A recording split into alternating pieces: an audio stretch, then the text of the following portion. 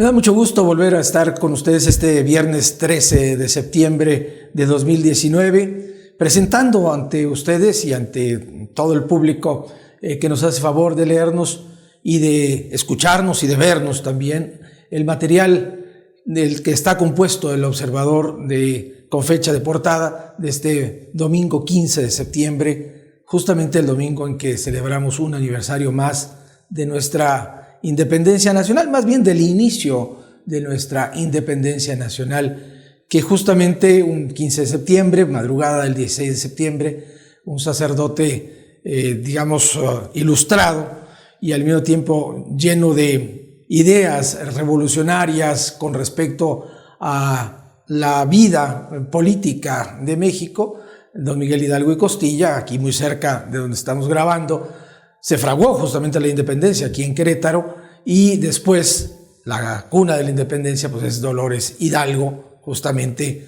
a unos cuantos kilómetros al noroeste de Querétaro, en el centro de México. Prácticamente estamos en la zona justamente donde se inició la independencia de México, que se consumó hasta el 27 de septiembre, pero de 1821. Fueron 11 años de lucha entre realistas e insurgentes, y después, pues una serie de cuestiones que finalmente, se resolvieron con el Pacto de las Tres Garantías, el Plan de Iguala, la primera presidencia de México, el Imperio de México con Agustín de Iturbide, y después la primera presidencia de México con Guadalupe Victoria. Pero es otro cantar. Lo que quiero decirles a ustedes es que este 15 de septiembre el Observador trae un material bien interesante para reflexionar, para meditar y también para tener en cuenta como parte fundamental del aporte de la Iglesia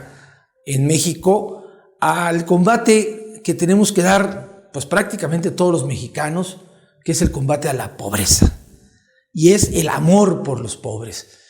Iniciamos con la semblanza, la biografía de alguien que muy probablemente usted no conozca, pero que es un santo mexicano, San José María Yermo y Parrés, un santo mexicano al que le llamaron el campeón de la pobreza, el campeón de los pobres, el gran apóstol de los pobres en México. Una trayectoria impresionante en el siglo XIX, principios del siglo XX, a través de toda esta de todo este paso del siglo de la Ilustración al siglo de las guerras y al siglo sin Dios, y cómo finalmente, el siglo sin Dios así le llaman algunos teóricos al siglo XX, y cómo finalmente Yermo y Parrés, con una labor sencilla, entregada, San José María Yermo y Parrés, sencilla, entregada, con una inspiración completa y absolutamente cristiana de misericordia,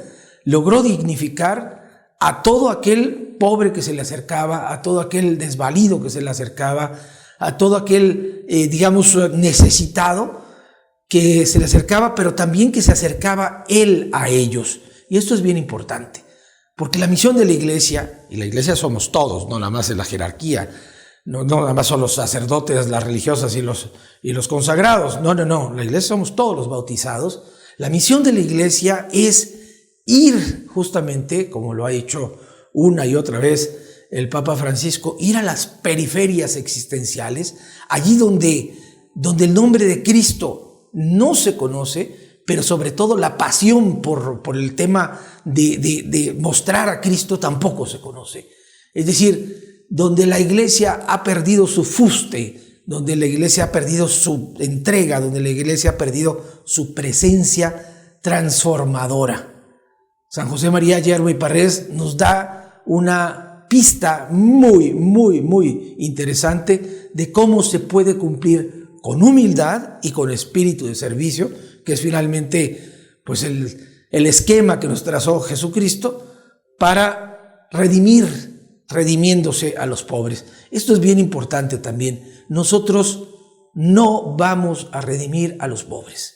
Los pobres nos redimen a nosotros. ¿Por qué? Porque Jesucristo se quedó en ellos. Hay que recordar que, de alguna forma, Jesucristo está en los pobres y en los niños.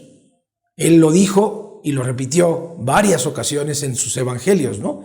Es decir, los evangelios que recogen su palabra, que es la palabra de Dios revelada. Que cualquier cosa que hagamos por los pobres, si lo hacemos con el Espíritu de Cristo, lo estamos haciendo por Él. Y también se quedó en los niños. Cualquier cosa que le hagan a un pequeño, como estos que lo rodeaban en ese momento, me lo están haciendo a mí. Por lo tanto, se quedó en ellos.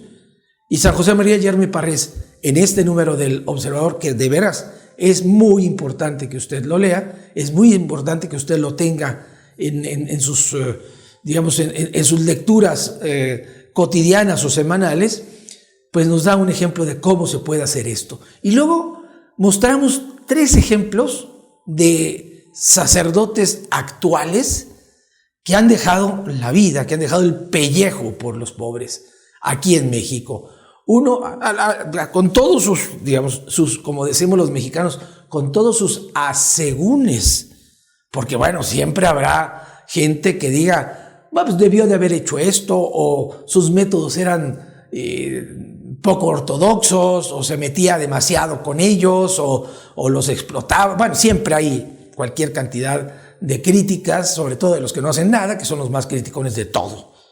Entonces, son tres ejemplos que exploramos a fondo.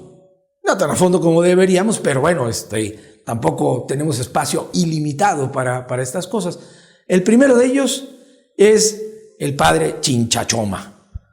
Yo creo que todos ustedes han escuchado de la labor con los pequeños de este padre, un escolapio, si no me equivoco, un escolapio español, que tomó a los niños sin hogar, a los niños de las alcantarillas, a los niños de la calle, en la Ciudad de México, y los llevó por cientos, casi me atrevería a decir por miles, a un nivel de vida digna. Chinchachoma, que quiere decir en el lenguaje de los niños de la calle, quiere decir cabeza calva, ¿no? Era un padre calvito, con una gran barba, y con una capacidad enorme de convencimiento, pero también una capacidad enorme de mostrar justamente la misericordia de Cristo encarnada en actos muy concretos, concretamente con los niños de la calle. Otro padre, otro sacerdote bastante poco ortodoxo, pero interesantísimo, que estudiamos en este número del periódico, que mostramos en este número del Observador, es ni más ni menos que Fray Tormenta, este sacerdote luchador que tomó también en sus manos, en los alrededores de la Ciudad de México, a muchachos totalmente entregados a la delincuencia, a la droga, al alcohol, y los transformó a través de la lucha libre. A lo mejor alguien que me está viendo, no sé, en España, por ejemplo, o en países de Sudamérica, tipo Argentina, o Uruguay, o Paraguay, dirá, bueno, ¿y eso qué es la lucha libre, no? La lucha libre es un deporte que en México es el deporte quizá más popular de todos. El deporte más... Olvídese usted de la charrería, olvídese usted de la lucha libre, estas batallas de a 2 de 3 caídas sin límite de tiempo, los rudos contra los técnicos, personajes tan míticos como el Santo, Blue Demon, Mascarita Sagrada, qué sé yo, el Cavernario Galindo, etcétera. Son personajes que están dentro del imaginario popular y dentro de sobre todo el Santo, por ejemplo, y dentro de la mitología mexicana. Y bien, Fray Tormenta pues se dedicó justamente al deporte de los costalazos, así le llaman los cronistas, pero con una misión muy concreta: sacar a muchos jóvenes, y sacó a muchos jóvenes de la perdición, de la vida, pues vamos, de la vida muy cercana a la muerte física y a la muerte espiritual, ¿no? A través, pues, de un medio tan poco ortodoxo como la lucha libre, ¿no? Como el deporte de los costalazos. Y el tercer, digamos, ejemplo que ponemos de que sí se puede, es el padre Norman, aquí muy cerca de nosotros, en Santa María el Mexicano, una gran, digamos, concepción de que vinieran todos los huérfanos, todos los jóvenes, los niños que no tuvieran padres, para justamente ahí ser criados, atendidos, tomados en cuenta, puestos a trabajar, enseñados a hacer cuestiones productivas, etc. Llegó a tener entre 400 y 500 niños, todavía existe, desde luego, Santa María el Mexicano, aquí en el municipio de Colón, digamos a unos 50 kilómetros, 60 kilómetros al oriente de Querétaro. Bien, estamos hablando de 3 grandes figuras. Como ellas, hay muchísimas figuras más dentro de nuestra iglesia. Y si estamos bombardeados, porque estamos bombardeados de noticias de pederastia, de abuso sexual, de que los sacerdotes en Estados Unidos, y el informe de Pensilvania, y el cardenal, que ya no es cardenal, sino es laico, Theodore McCarrick, y que el sacerdote tal, y que no sé qué, ¿sí? Son, digámoslo así, actos deleznables, pero muy aislados con respecto a la grandísima labor que tiene la iglesia en prácticamente todo el mundo, pero nosotros exploramos lo que tenemos a nuestro alrededor como un gran ejemplo de lo que se puede hacer justamente haciéndolo desde Cristo. Esto es bien importante, haciéndolo desde Cristo, no desde la concepción personal de que yo soy bueno y voy a salir a redimir a los pobres y les voy a llevar alimento y les voy a llevar... en realidad lo que tenemos que llevar es esperanza de que somos hermanos. Y esto es bien importante, así lo tocamos justamente en este número del Observador. Y es bien importante también que usted sepa qué es el Observador. Estamos justamente cumpliendo 24 años, el pasado mes de julio cumplimos 24 años de circular en la versión impresa en muchos sitios del país. También estamos cumpliendo ya más de 10 años de estar en las redes sociales. Y esto que quiero decirle a usted es importante. Puede usted suscribirse donde quiera que esté a la versión digital y tener cada semana, aquí estaremos cada viernes, platicando con ustedes cuáles son los temas más importantes que tiene el periódico El Observador y la versión digital del periódico El Observador. De veras es muy importante que usted tenga buena literatura, buena formación, buena cultura, pero sobre todo esta capacidad de irnos formando criterios católicos frente a los acontecimientos del mundo. Hay un tema bien interesante que quisiera yo platicar dentro de la gama de temas que tocamos ahora en El Observador. Se trata de la muerte y el legado de un pintor oaxaqueño, nacido en la Ciudad de México, pero avecindado en Juchitán durante muchísimo tiempo, que se llamó Francisco Toledo. Toledo era el pintor vivo más importante de México, un pintor arraigado en Oaxaca, pero con un legado extraordinario en cuanto a su labor social. Usted sabe que el mundo del arte está infladísimo en muchos lugares del planeta, y cuando hay este tipo de pintores que redescubren una dimensión telúrica de la tierra, en este caso de Oaxaca, que es un universo, es un estado que es un universo de colores, un universo de formas, de texturas, de extraños animales que se llaman alebrijes, de extrañas composiciones, pero de un color y de una vitalidad extraordinaria. Bueno, pues Toledo fue un hombre, independientemente de sus creencias y de sus maneras de ser, fue un mexicano universal, un oaxaqueño universal. Pero todo lo que ganó, o la mayoría de las cosas, del dinero que ganó, esos cuadros se cotizaban en Sotheby's y en Christie's y en las grandes galerías y en las grandes subastas en el mundo, digamos, del arte, ganaba en serio, pero todo lo donaba a obra social, a obra de recuperación de gente indígena de Oaxaca. Creó varios museos, varios institutos para generar obra gráfica de oaxaqueños. Han salido muchos pintores oaxaqueños y mexicanos universales de esta gran obra de Toledo. Y el padre Tomás de Híjar hace un muy interesante artículo sobre Toledo, sobre esta, digamos, raíz indígena que él mismo quiso, enriquecer, y hace una comparación con, pues, el ídolo de la nueva transformación, o la cuarta transformación, que está rigiendo ahora a través de la presidencia de la República y del presidente López Obrador a nuestro país, que es Benito Juárez, ¿no?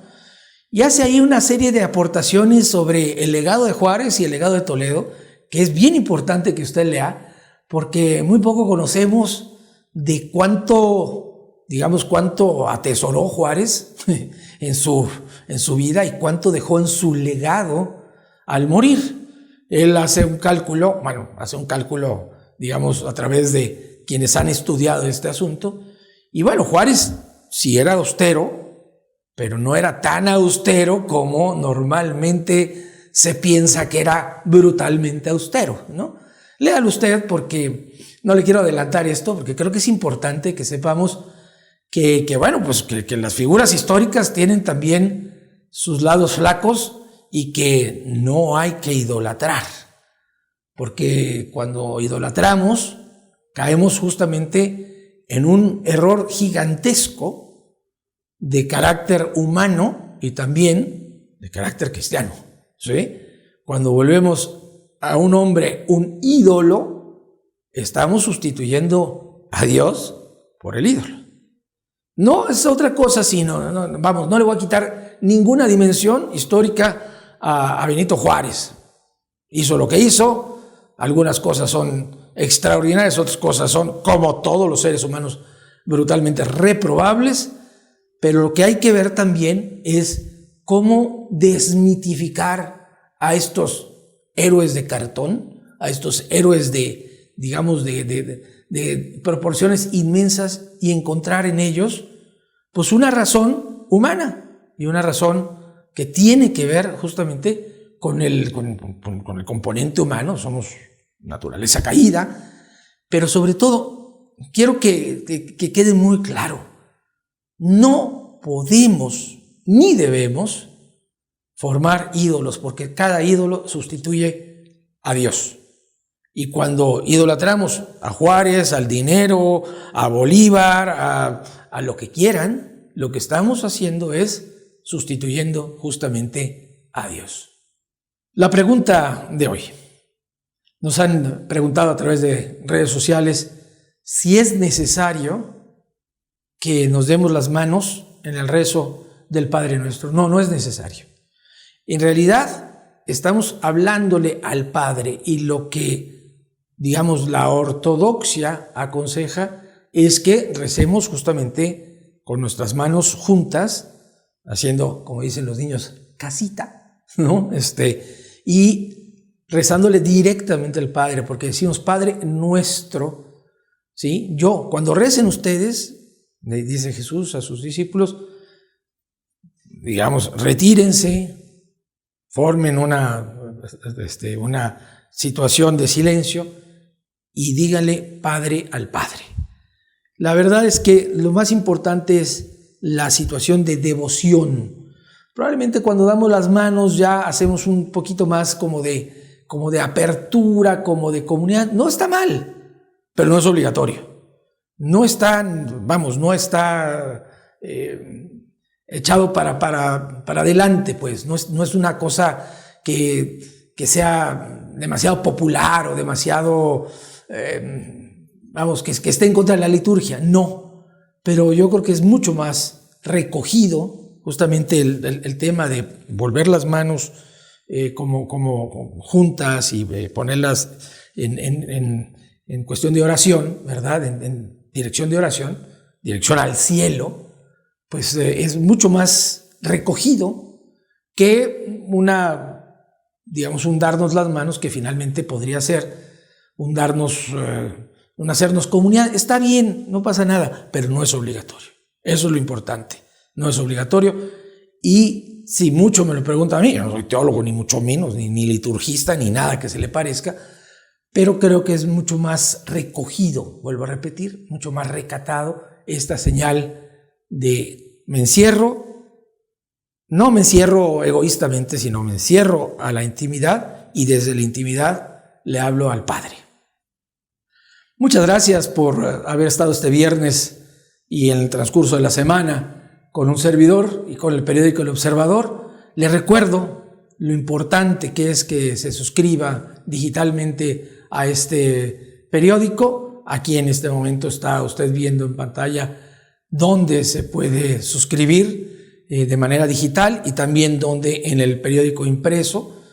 Y pues ojalá nos acompañe la próxima semana, el próximo viernes 20 de septiembre, si Dios quiere, estaremos con usted a partir de las 2 de la tarde del viernes 20 de septiembre. Gracias por su atención y hasta la próxima.